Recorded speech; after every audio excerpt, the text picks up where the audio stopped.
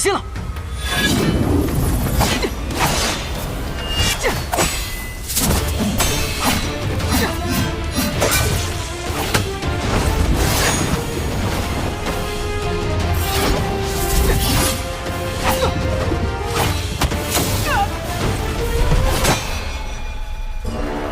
青雷尺，你输了，下阁去吧。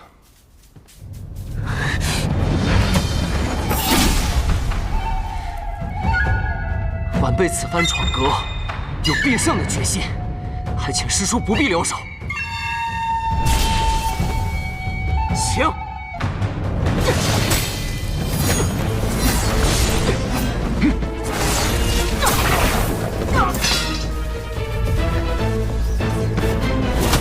这小子不过区区金刚凡境，竟如此难缠。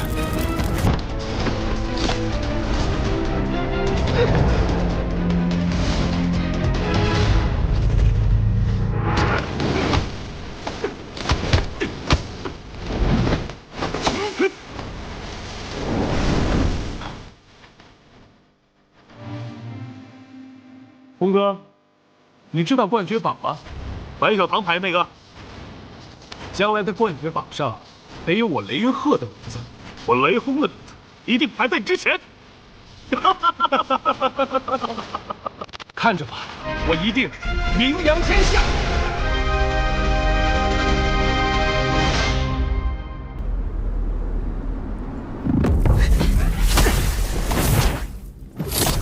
你小子！ 不要得寸进尺！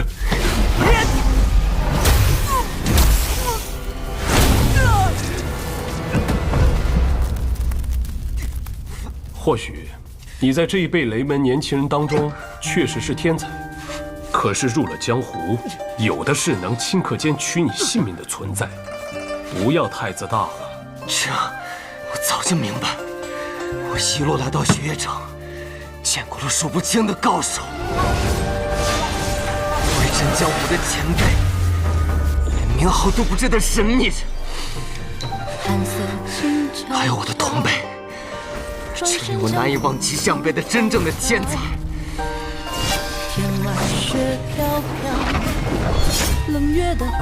我雷无极就是一路败到这里来的，但是我输得起。 我相信，只要我还活着，总有一天我会赢回来的。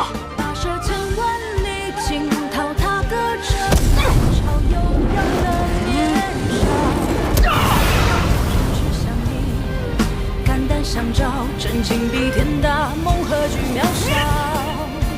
任凭人多纷扰，踏歌长啸，浪花喷溅。 我打中了！我打中了！好绝！多谢了。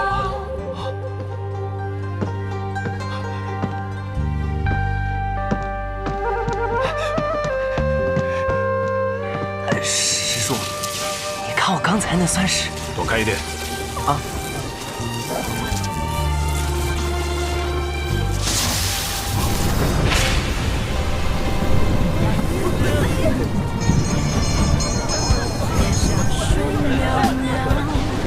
心声随境缘轻渺渺，像阳在飘，心如莲不染与你潮。跋涉千万里，惊涛踏歌者。原来如此，境界跌落，不是因为重伤，只是心颓了。让我也回想起那股少年之气。 让我回想起那股力量吧！我以9天惊雷撼乾坤，一指破空9万里。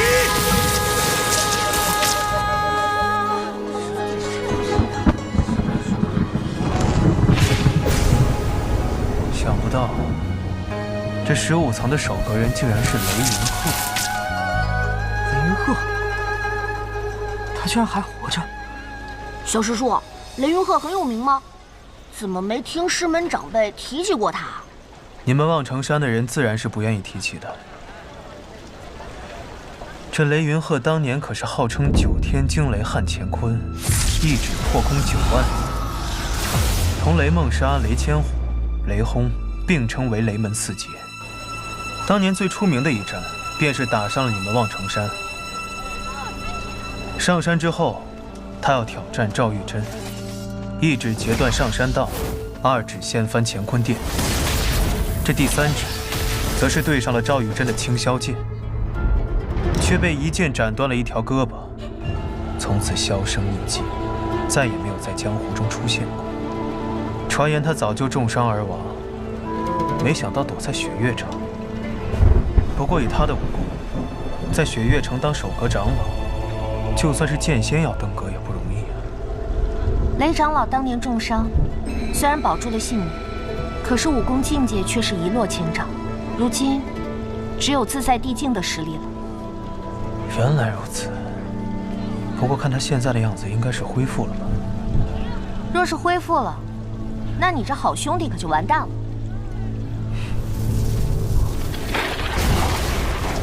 哇！云鹤兄，恭喜你重入逍遥天境。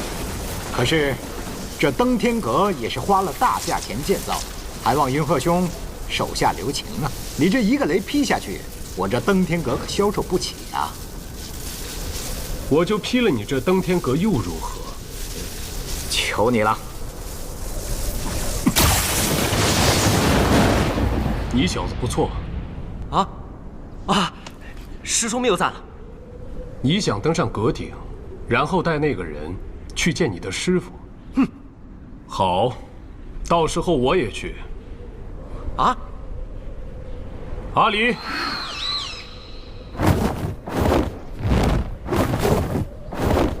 云鹤兄，如今你功力尽复，可是要回雷家了？没脸回去啊！怎么又是这句话？自己丢的脸，总得自己拾起来。再说回家的事，我曾1指破苍山，我曾2指断乾坤，我的3指却没能破去那青霄剑，还丢了一只胳膊。如今我重回逍遥天境，再去见见那青霄剑如何？你打算去望城山？阿离，我们走。雷家宝，雷轰座下弟子雷无节，问剑雪月城，求见雪月剑仙厉寒衣。是。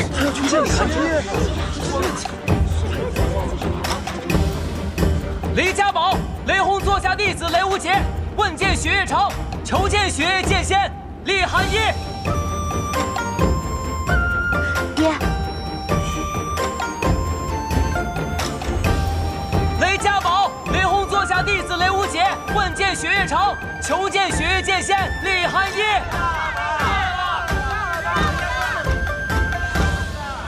喊了半天，一个人影都没有，别喊了，别人真是有些尴尬。不管了，好不容易闯到这阁顶，一定要见了他。雷家宝，喊什么喊？吵死了！问剑雪月城，就凭你手里的这把杀猪剑，这是纱布剑。我现在已经来了，你出剑吧，让我看看，你到底有什么底气说出“问剑雪月城”这句话来。好。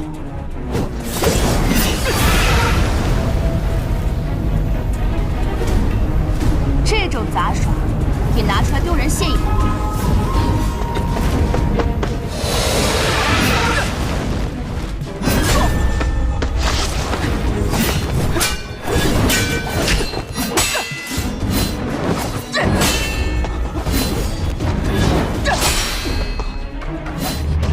你的剑技橙子雷轰，大开大合，威力不俗，确实需要更扎实的基本功，不然就会破绽百出。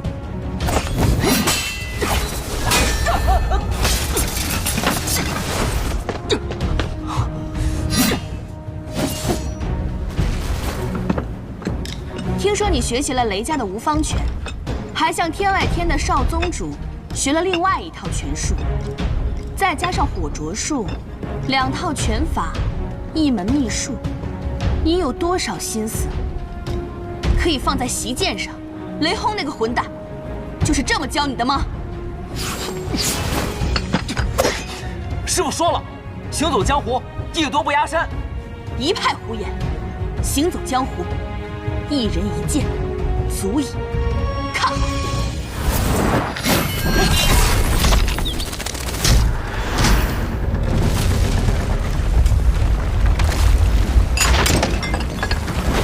我的登天阁。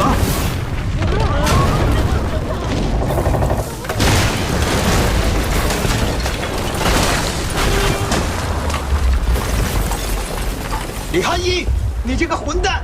混蛋！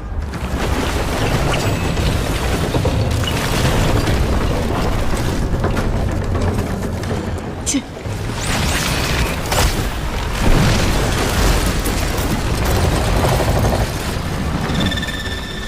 这就是剑仙一剑的威力。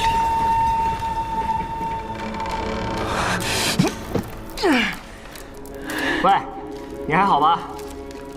还好。你是？我叫李凡松，也是来闯登天阁的。哦，你好啊。哇，这就是剑仙一剑的威力，真是看得我起了一身鸡皮疙瘩，真想亲自接这一剑。会有机会的，我去了。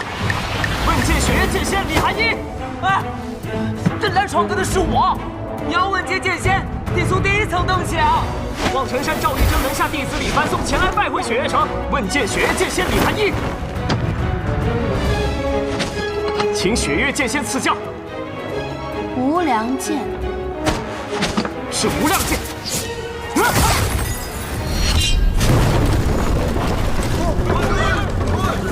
李寒一，我要跟你拼命！不要拦着我，李寒一！我的登天阁！去！李寒一，你陪我登天阁！我跟你拼了！我的登天阁呀，天了！李寒一，你给我等着，我跟你没完！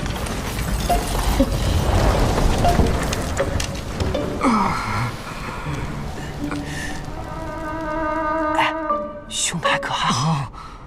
好疼！哎，打不过。是打不过，要不，咱俩一起上？好啊，一起上！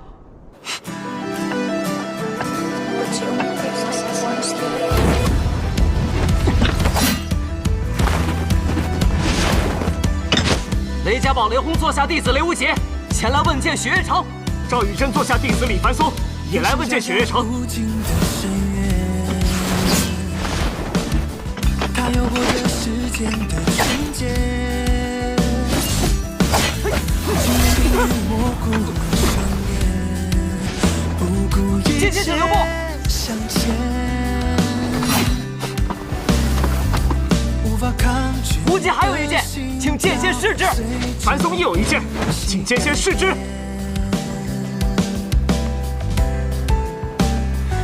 下一个开始燃烧，照亮整个黑夜。剑鸣，烈火轰雷。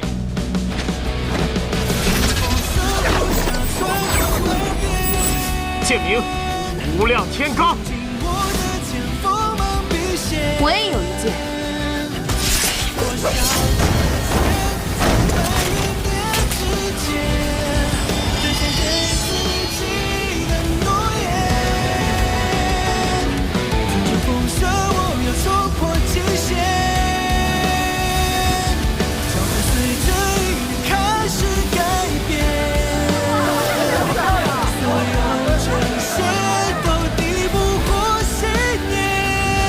用热血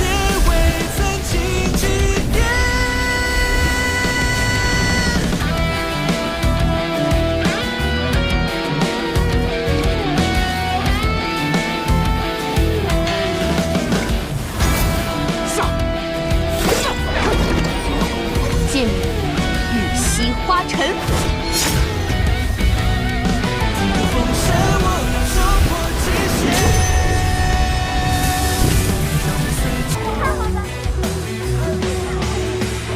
好美呀！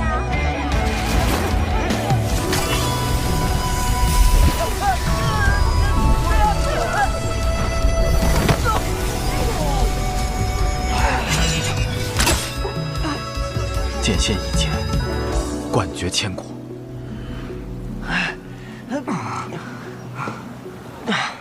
还是打不过，那可是雪月剑仙，咱们俩能打过，那才有鬼了吧？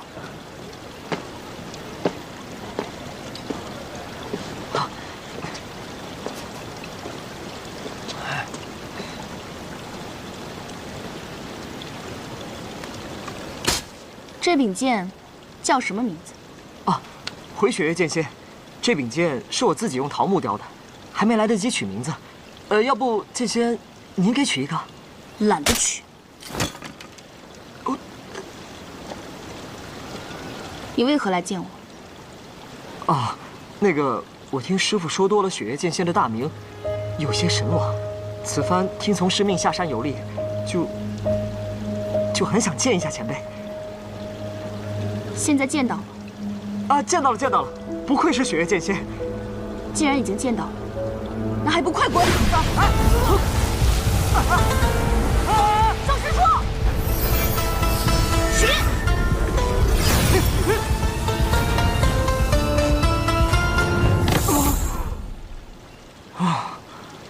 大龙相立。望城山李凡松，见过三城主。望城山飞轩，见过三城主。你们要见的人已经见到了，便早些回去吧。走。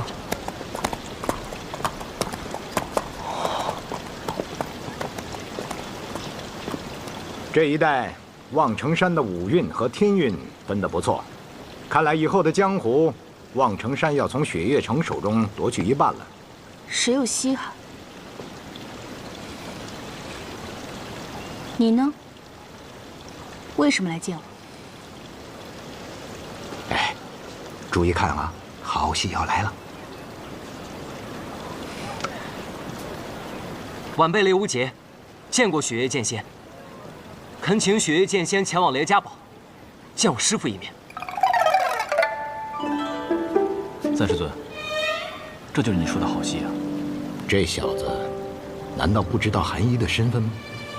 雷轰竟然什么都没告诉他。雷轰，他要见我。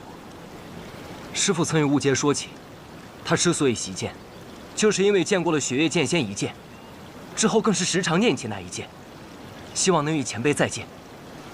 如今，师父被庞氏所绊，不能离开雷家。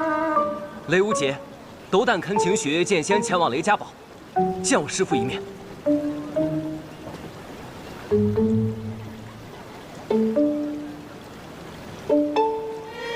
好，我随你去雷家。不过我有一个要求。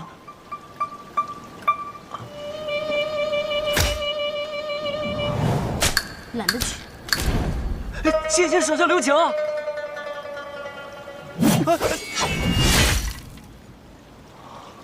很简单，你做我的弟子，什么时候能接我3剑，拿回这把纱布剑的时候，我就随你去见雷轰。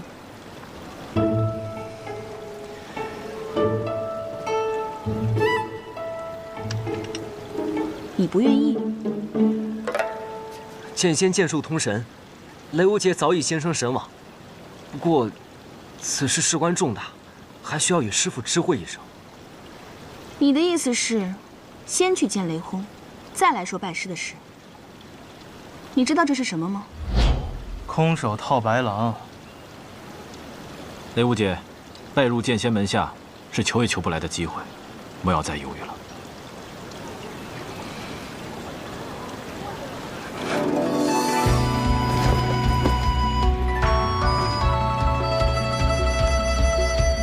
弟子雷无节，拜入雪月剑仙门下。如若他日雷轰师傅责怪，雷无节便以死，以谢二位恩师，授业之恩。傻子，明日来后山找我。人生天地间，忽如远行客。就你话多。一约既成，万山无阻。雷无忌，来，起来。雷无忌，别晕呐，钱还没还呢。啊！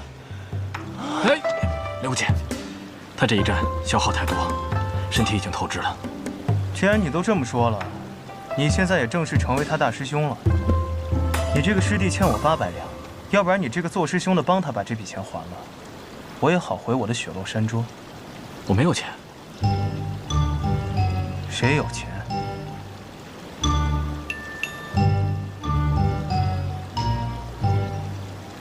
来，走。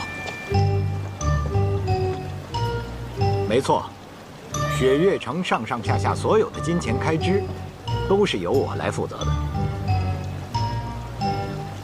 那就好办了，800两。听唐莲说，你的名字叫萧瑟，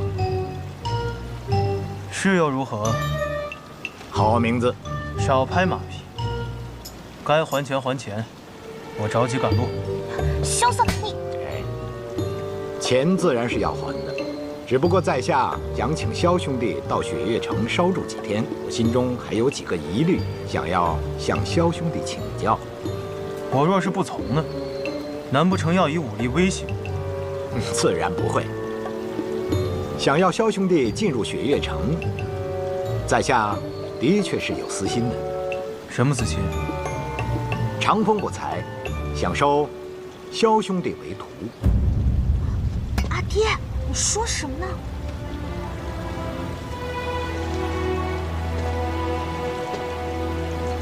长风不才，想收萧兄弟为徒。想收我为徒？凭什么？在下这一身武功，在江湖上也算是拿得出手。我又不行。除了武功，在下的棋艺那也是天下无双。不知道萧兄弟喜不喜欢下棋呢？谈不上喜欢，就是没输过。好，那不妨我们就下场一盘。倘若萧兄弟赢了，那我就不再勉强，如何？好一个雪月城！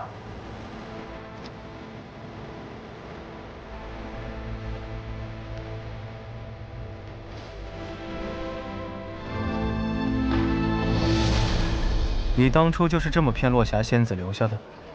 愿赌服输，这哪是骗呢？请吧。围棋乃是鬼道，并非大道。想不到堂堂3城主，竟如此沉浸鬼道。若以4城为棋子，天下为棋盘，可算大道？3城主好大的谋算。不过萧某志不在此，在萧某看来，任何谋算都大不过银子。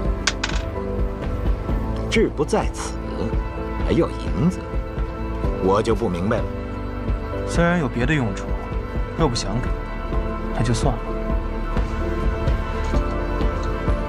这样吧，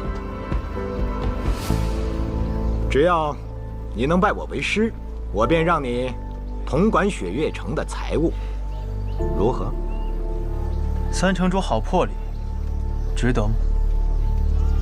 这是雪月城的选择。月俸800两，不够。那你说多少？一共800万两吧，待我出城之日一并给我。800万两，你不如直接说让你当城主好了。好，成交。既然你心不在此，但是以4城为棋子，天下为棋盘的棋局已经摆好，我们所有人都是棋子，你我都不例外。那只是你觉得。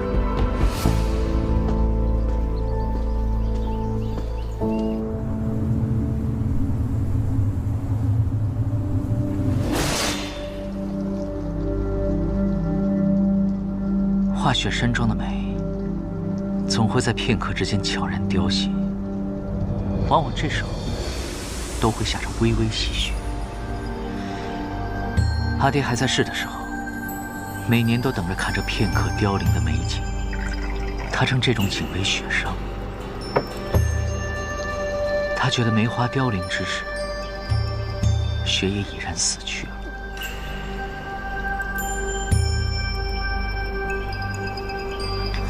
本来等了许久，想看这场雪殇的，只是你竟一刀将这些都给斩了。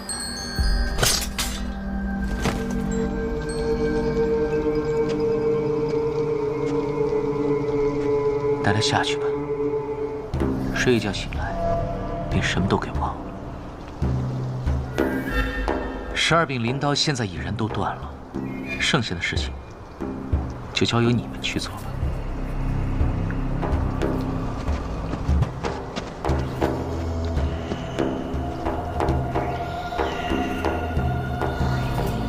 宗主，关于你的那几个朋友，刚刚有一些新的消息传来。他们最近怎么样了？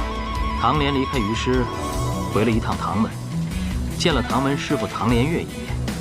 萧瑟和雷无节却是兜兜转转，又行了3个月的路，才到雪月城。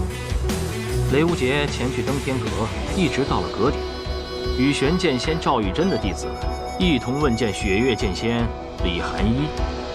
虽然最后被一剑打了下来，但是却被李寒一收入门下，成为了他第1个弟子。这小子运气倒是挺不错的，能被雪月剑仙收入门下。不过听说他的另一个师傅雷轰和李寒一倒是有不少渊源。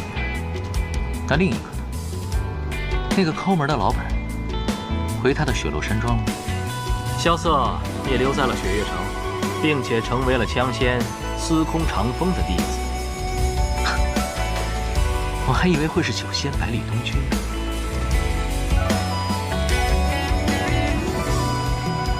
我那几个朋友，想必很快就会名震江湖，真是期待再相逢的那一天。姑娘，你是谁啊？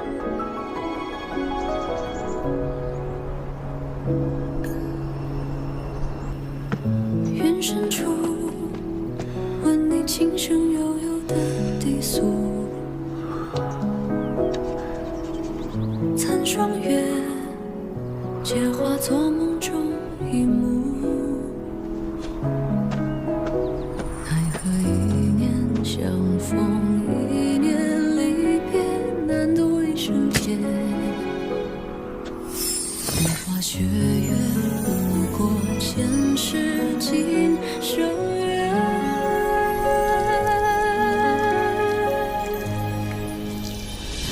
一段风月，一执念，泪能消心中结。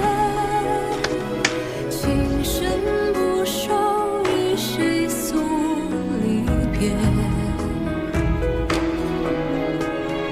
一生所念半生缘，天不老，情难绝，蓦然回首，你在灯火阑珊。姑娘，你是谁啊？你怎么知道我是姑娘？不过换了男装，还贴了2撇假胡子，只有那守山的小道童才会被骗吧？你就是赵玉珍。对啊，我就是赵玉珍。要不要过来一起做？一会儿就能吃桃子了。桃子？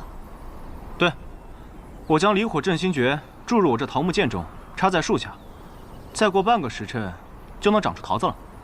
离火镇心诀，望城山的至高心法，你居然用来种桃子？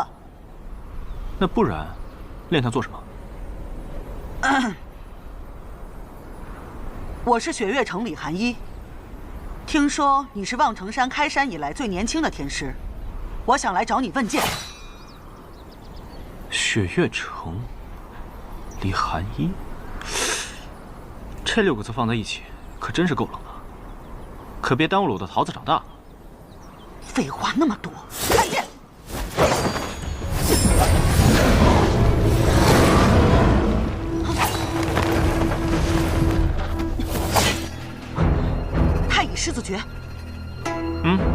我是来问剑的，不要给我用这些法术。你人怎么这样啊？我现在还不能出剑。为何？我的剑插在这树下，拔了剑就吃不了桃子了。吃桃子？吃桃子。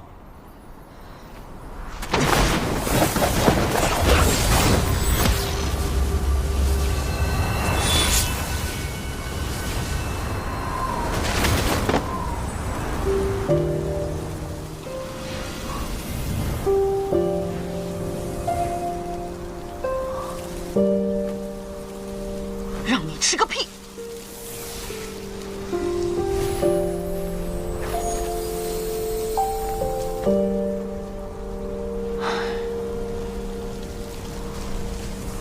剑起！我的重剑怎么了？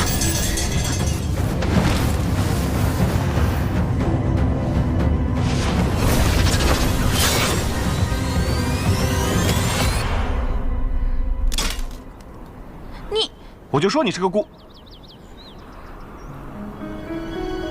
娘吧。可是我还是说错了，你应该是仙女吧？天武帝萧绎于乱世之中挥剑而起，建国北离，后国祚元年201年，至明德帝一朝，国力强盛，四方来拜。明德帝有一子，名萧楚河，排行第6，天纵奇才，本是太子的最佳人选。然4年之前，明德帝胞弟琅琊王涉嫌谋反，被判斩刑。萧楚河当庭为其争辩，触怒龙颜，被贬为庶人，流放青州。太子之位悬而未决。朝中其余皇子争斗不断，使得朝局动荡，天下不安。而遭到流放的萧楚河却失了行踪，多年来下落不明。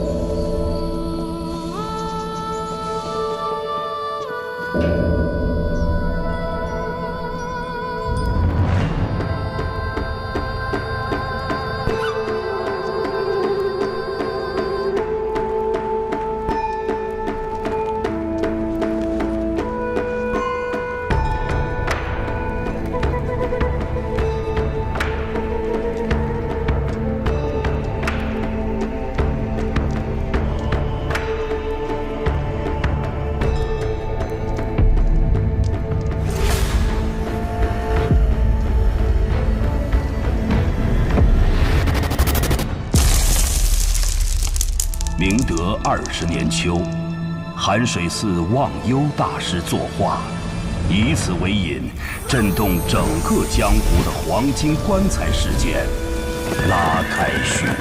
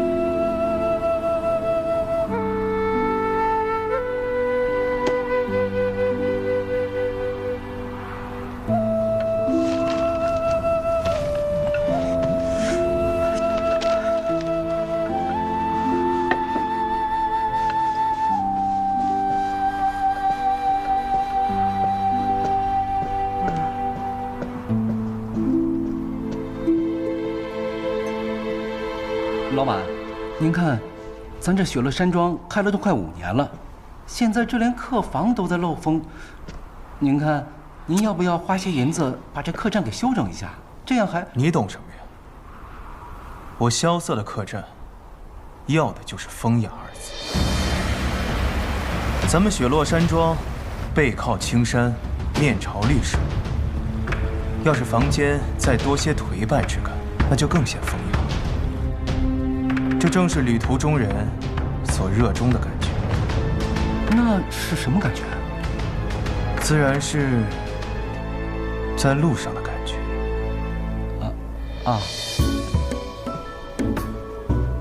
在路上的感觉，那是什么感觉？等等，老板不会想把客栈给卖了吧？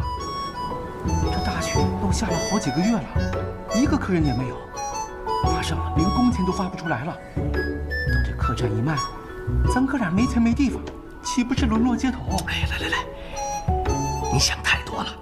就算咱这客栈白送给人家，人家都觉得破。这再说了，这老板的境界，岂能是我们这一介俗人所能懂的？你看，雪下这么大，咱们能看到的，就是一片白茫茫。这老板呀，他能看出来意境，这就叫做文人骚客。哦，哎，你看，准备吟诗了。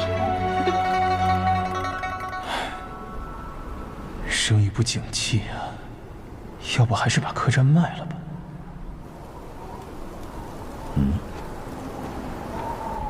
来客人了。哎，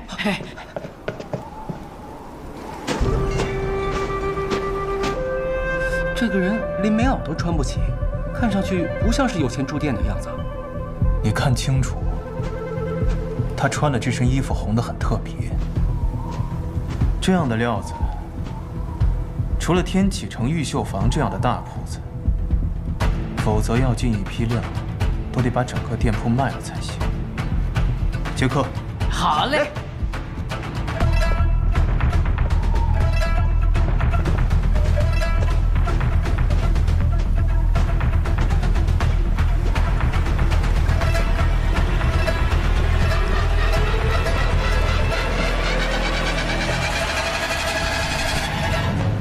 这位客官打尖还是住店？就这儿了。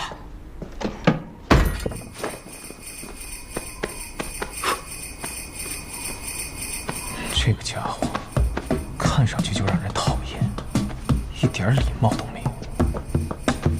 不过看他的穿着打扮，定是江湖中大家族出门历练的子弟，一定很有钱。客官，您要点什么？这种客官最是爱摆阔，是时候大赚一笔了。一碗阳春面，一碗老糟烧。啊？怎么了？您还要不要点点别的？小店的梅花肉、桃花酿都是招牌。梅花肉啊！来一份梅花肉，定然是不行的。哎，不如你切一块在那阳春面当中吧。啊，一碗阳春面，一个老糟烧，6个铜板。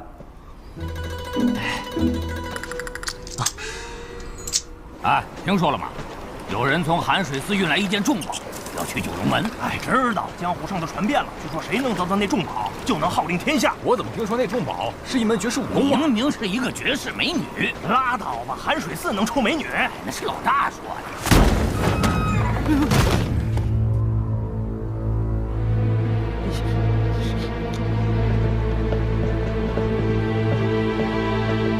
哎呀，哎，几位客官里边坐。去看，又是一帮没礼貌又没油水的家伙。客官，客官，拿最好的酒、最贵的肉来。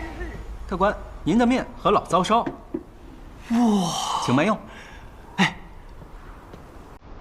怎么了？你。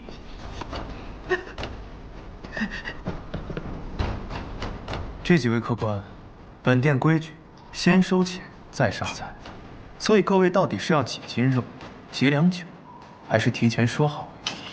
你是谁啊？在下萧四，是这雪落山庄的老板。哼，我没钱。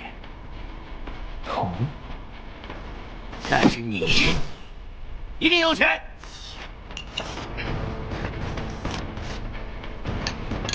实不相瞒，本店已经1个月没开张了，现在连工钱都开不出。我不管，就算你没钱，你身上这件裘皮大衣怎么也值110两银子。胡说！五花马，千金裘。我这身袍子，乃是天启城玉绣坊定制的，光做便做了3个月，运便运了1个月，110两，买我个袖子都不够。你，哼！我说你小子，到底听没听懂我说话？2两银子。什么2两银子？我说这桌子，2两银子。你小子，老子今天是来打劫的，不是来打奸的。给我来上好的酒，上好的肉，再把值钱的东西交出来，要不然我杀了你的人，烧了你的店。打劫啊！那我就不能不管了。你是谁？雷无杰。雷无杰？正是。雷无杰是谁啊？不知道啊。雷无杰谁啊？没听过。江湖中有这行人呢。我初涉江湖，你们自然不知道我的名字。不过，没关系，很快我的名字便会明智。什么无名之辈，给我上！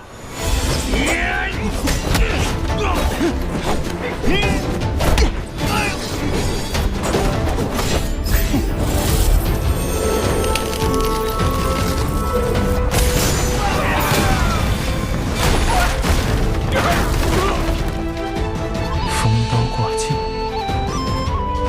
江南霹雳堂，雷门，雷家，雷无杰，给我剁了他！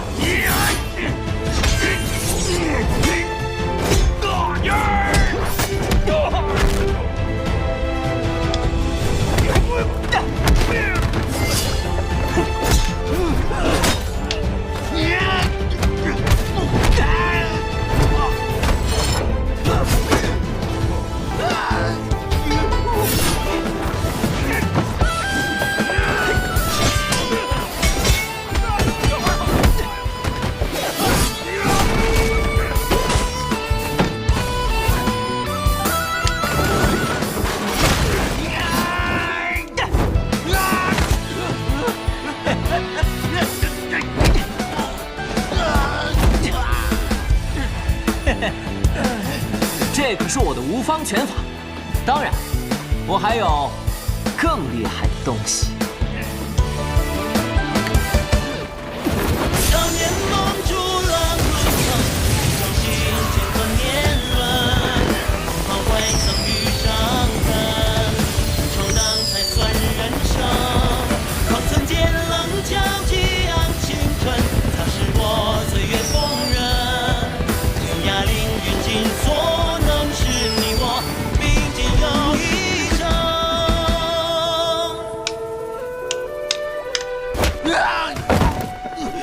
怎样？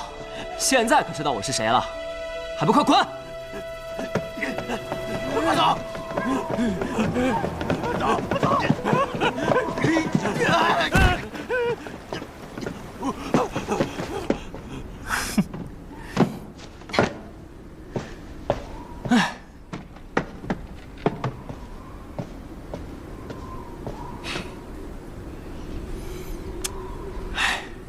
有道是大恩不言谢，路见不平拔刀相助，这些都是应该的，不用太客气了。我还急着赶路，还望后会有期。大恩不言谢，拔刀相助。那当然，哎，要不是我，那帮大汉早就砸了你的店，搞不好你们连命都没了。这难道不是大恩？你看看我这店，跟被砸了有什么两样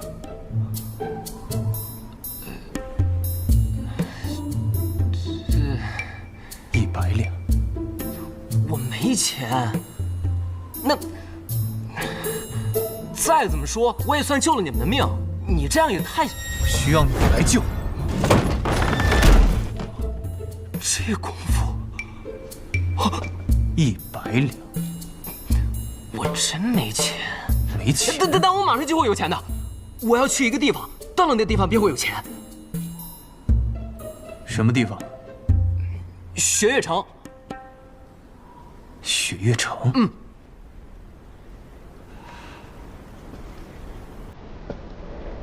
雪月城被尊为江湖第一城，其实是几大世家门派组成的联盟。江南霹雳堂就是其中之一。要想拿回该拿回的东西，雪月城也是我必须要去的一个地方。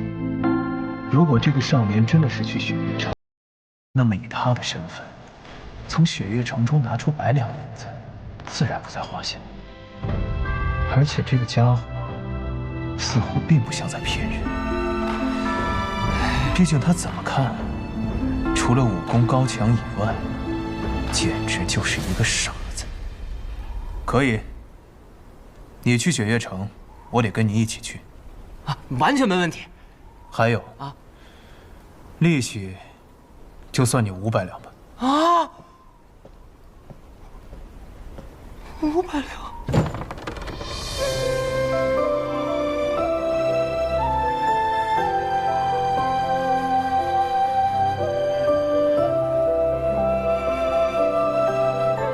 也是好多年没出去了。雪月城的几位城主，我们也该见面，聊一聊当年的事。绿蚁新醅酒，红泥小火炉。晚来天欲雪，能饮一杯无？兄台好雅兴，这酒我们可以喝，但马车上的东西你可得留下。哦，你们可知道这辆马车里头装的是什么？哼，不外乎金银财宝。你们这样说，倒也未尝不可。少废话，乖乖的把东西交出来，不然的话，这大雪天的，你们跟了我一路，实在是过于辛苦。但是你们要的东西，注定是拿不到。我想，还是请你们喝了这杯酒，然后。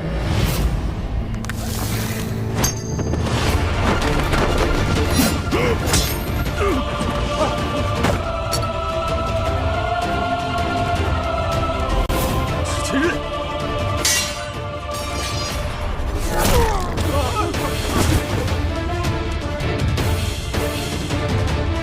派你们来的人，或许没有告诉你我究竟是谁。这趟镖，不是你们这种小角色能够动得了。你是蜀中唐门的人。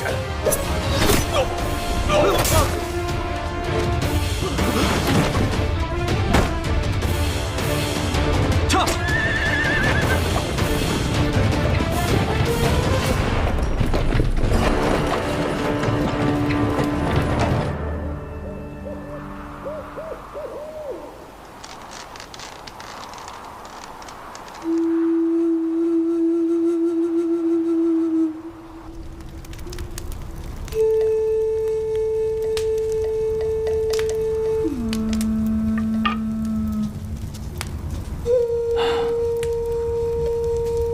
师尊这次托我运的是什么？这一路上竟引来这么多的高手。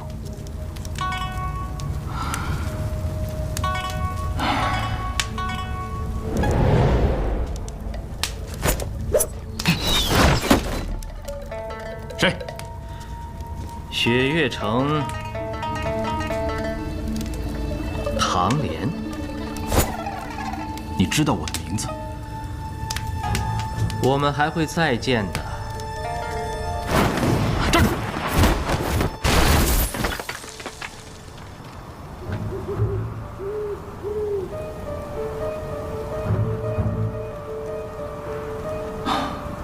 真是个奇怪的人，白发御剑，轻功卓越，怎么从未听师尊提起过江湖上还有这样的高手？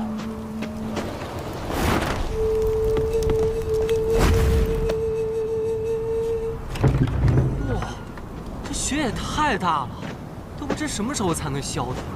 还好我的马是千里挑一的神骏，不然咱们都得被这场雪给埋了。不，你这一路都在说你的马好，你是卖马的吗？少废话，进去生个火。装模作样。哦，哼，哎，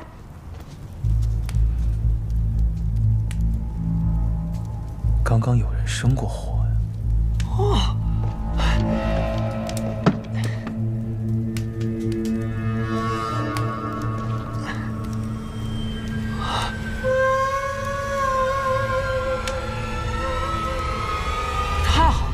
这下方便了，我还怕那柴火太湿，怎么都点不着呢。莫非只是2个寻常的赶路人？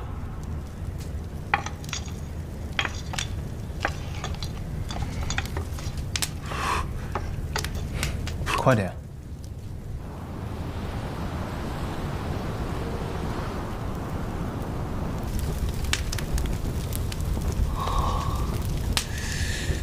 刘无节，哎，你说带我去雪月城。 可这一路上你已经走错2次方向了，你确定这次路是对的？其实我也是第1次去雪月城，不过我发誓，这次一定是对的。他姓雷，莫非来自江南霹雳堂雷家？可是雷无节这个名字，却从未听人说过。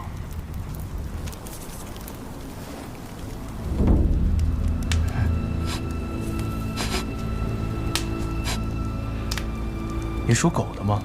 哎，闻什么呢？你有没有闻到一股味道？什么味道？是花香，蔷薇之香。蔷薇？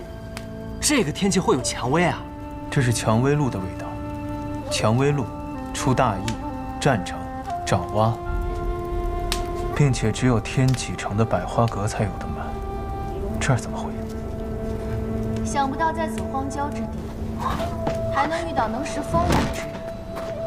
我苦求百花阁主多日，他才卖给了我这1瓶，却一下就被你闻了出来。风高月冷，姑娘要进来坐坐吗？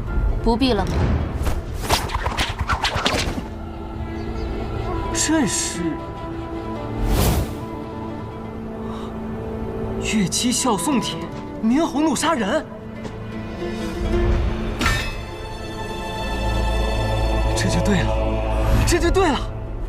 什么对了？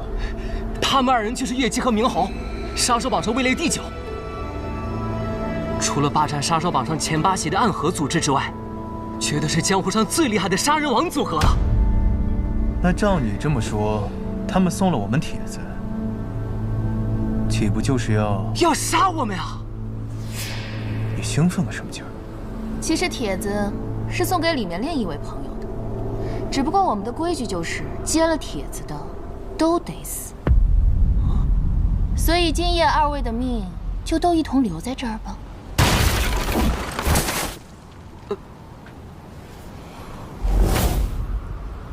我接过你们的帖子，但我却没有死。敢问这位兄台？唐莲。 所以我们这不又赶来杀你了吗？唐莲，你是唐莲，雪月城首席大弟子唐莲。哎，那这样说起来，你就是我的大师兄了。我雷无节，我是从江南霹雳堂雷家堡来的。我也是雪月城的，小心！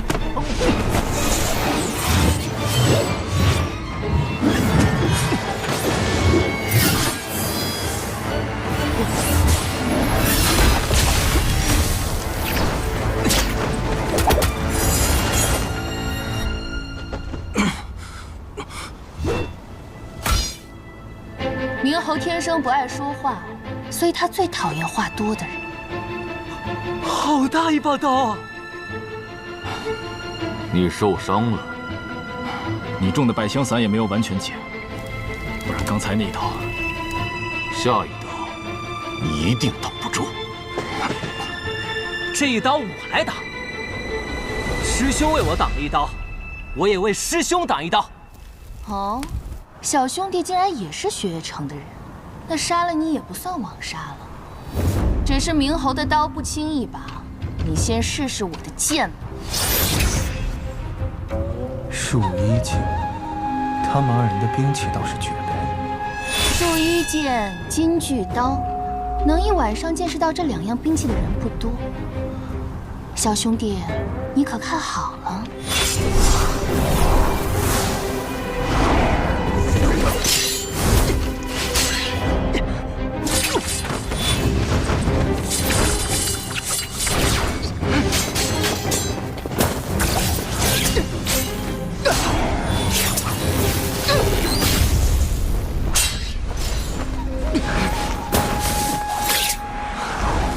素闻江南霹雳堂雷家火器天下第一，却没想到小兄弟的内力也如此惊人，竟能赤手握住我的素衣剑。哼，你的剑我见过了，可我的拳你还没见过呢。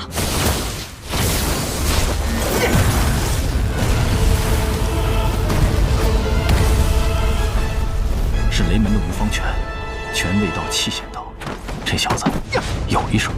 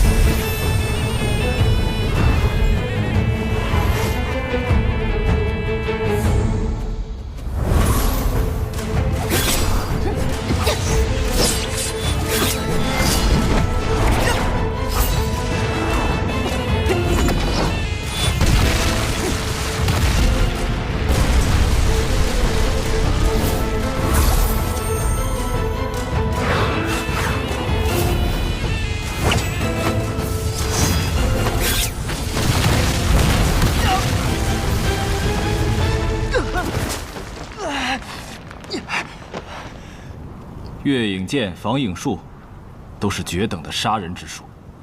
再绝等的杀人之术，没有杀掉该杀的人，也是没有用的。我输了，刚才那局是你胜了。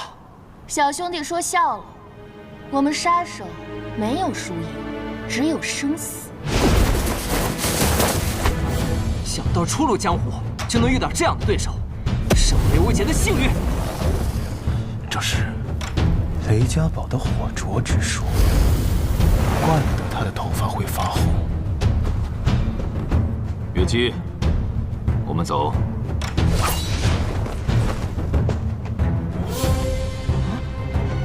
喂，你怎么说走就走啊？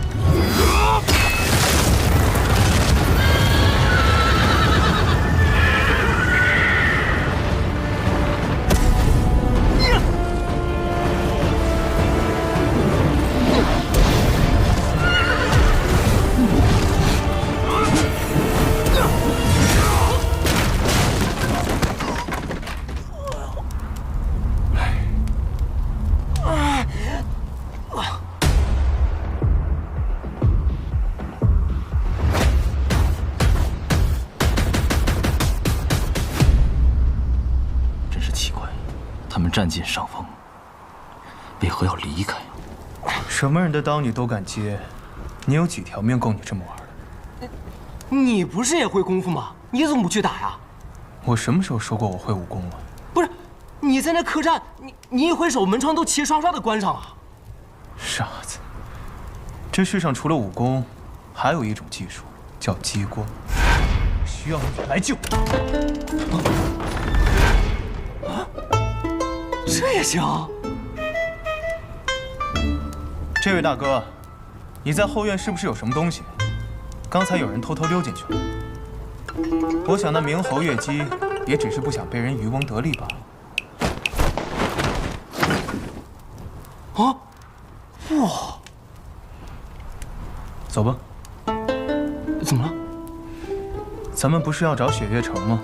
如今雪月城大弟子就在眼前，不跟着他，跟着你像话？对啊，哎，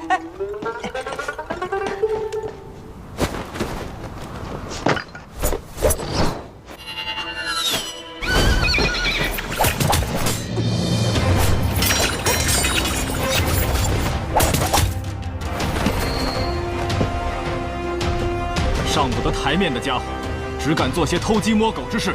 唐莲，你给我说清楚了，谁是上不得台面的家伙？报告大师兄。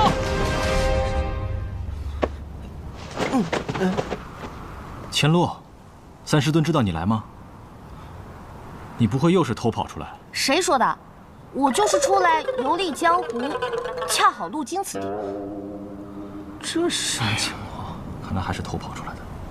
我现在有任务脱不开身，只好传书给三师尊，让他把你领回去。唐莲，你敢？哎呦，大师兄！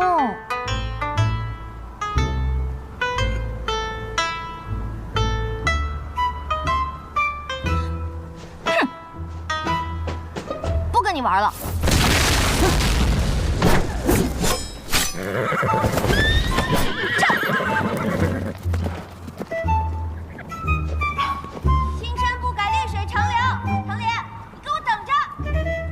刚才那位是司空千洛，姓司空，莫不是强仙司空长风之女？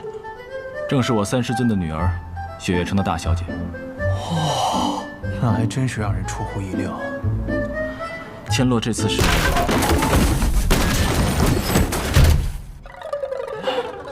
真的是有些过分了。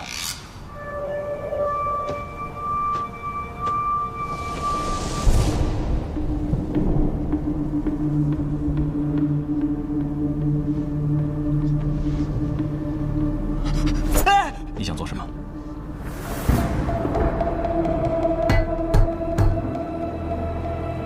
听声音准没错，纯金的。纯金的？纯金的又如何？值大钱了。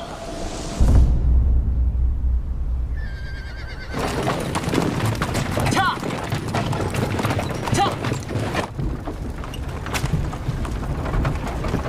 素未谋面，你就这么相信我？我不是相信你，我只相信他。这一点我倒是认同你的判断，毕竟这家伙除了武功好，就没有脑子。骗人这种事，他确实干不出来。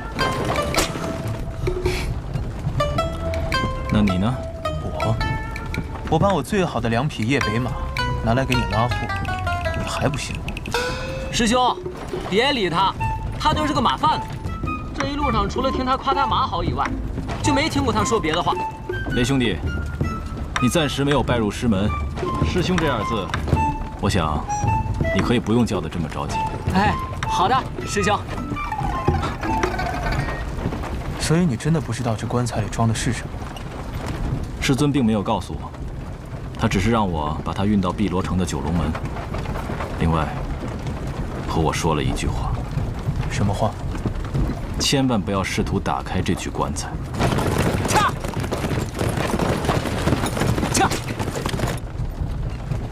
听你这么一说，我倒是对这棺材更感兴趣了。千万不要对它感兴趣。我这一路上遇了10几波杀手，那么多人对里面的东西感兴趣，拥有它是一件很危险的事情。所以你这一身的伤是那些杀手？只是月姬和明侯，其他的不过是一些……其实关于这黄金棺材的传闻，我倒是听过一些。你都知道些什么？别这样看着我呀！这种传闻已经在江湖上传开了，说什么的都有。大致就是有人从寒水寺运送黄金棺材去边境，棺材里装着的是数不尽的财富，还有足以称霸江湖的武功秘籍。你相信？原本我不信，直到我后来发现，运送这黄金棺材的竟然是雪月城大弟子唐莲。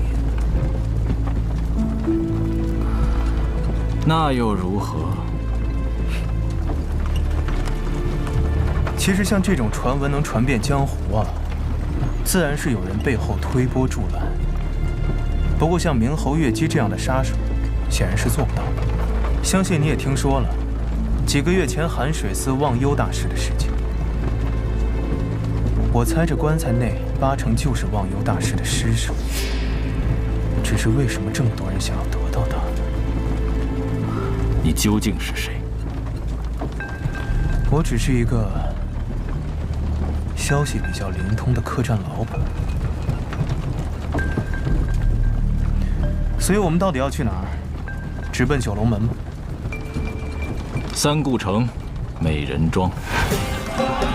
美人三顾：一顾倾人城，再顾倾人国，三顾倾我心。三顾城是前往碧罗城的必经之地，每年都会有大批的商人经过这里，其中不乏1掷千金的豪客。而美人庄则是城内最大的销情窟。这里不仅是温柔乡，还是北离境内数1数2的赌场。可惜啊，雷无绝那小子还守着马车，不然真该带他来这儿见见世面。美人庄是这三顾城里最大的青楼，能来这里都是豪客中的豪客。他们的赌局太大，没办法用普通的金钱计算，所以这里的赌局都是用这种成筐的明珠。既然来都来了，不如我们也去赌一局。哈，我可没有钱。怎么没有？咱们可是有一口纯金打造的棺材。闭嘴！我警告你，别打这个主意。我们来这里是为了寻找接头人的，必须丝毫不引人注意。是天明蕊。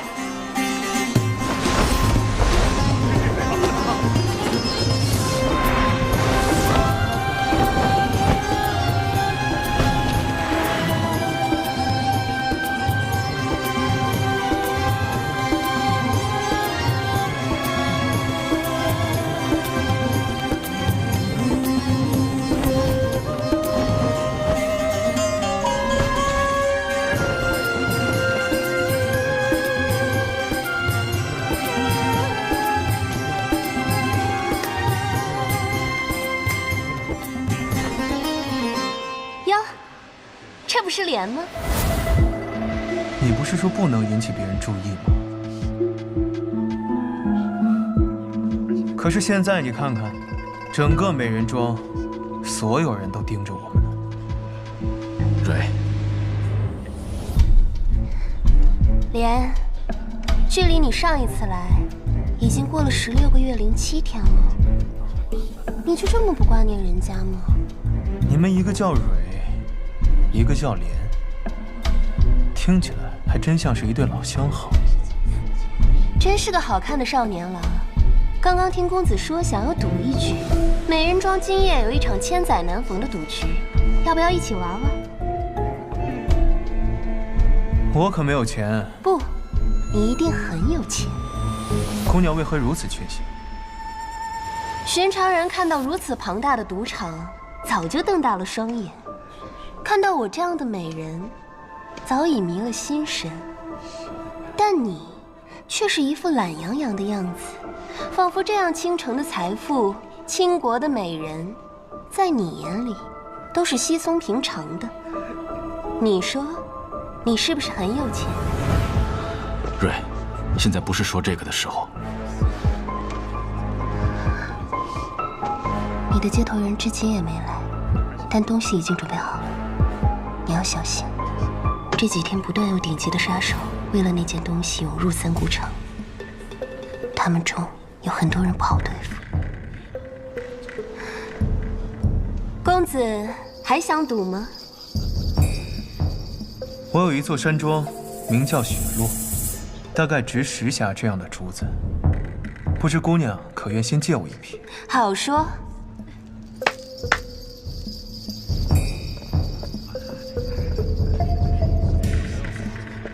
今日儿的美人庄被这位公子包下了，想赌的留下，不赌的就请先回吧。天女说笑了吧？区区2匣明珠就能包下美人庄？这位公子看上去有些面生，怕是不懂这里的规矩。天女怎么也糊涂了呢？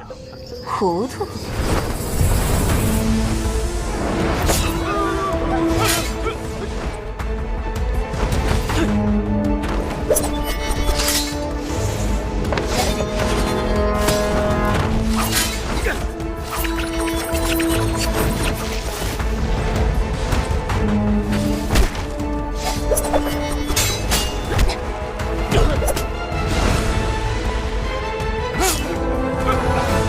在家做错何事？好了，我也就是吓吓你。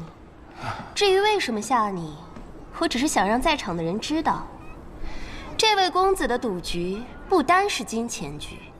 莫非是生死局？没错。这生死局是什么意思？光听名字就知道了。输的人不光要留下钱财，还要留下性命。我什么时候说过要这么赌了？哼，这个小丫头，我知道你想要帮你的小情郎，但是你也要知道，仅凭这3顾城美人庄，镇不住这个场。是你，我们又见面了，唐莲。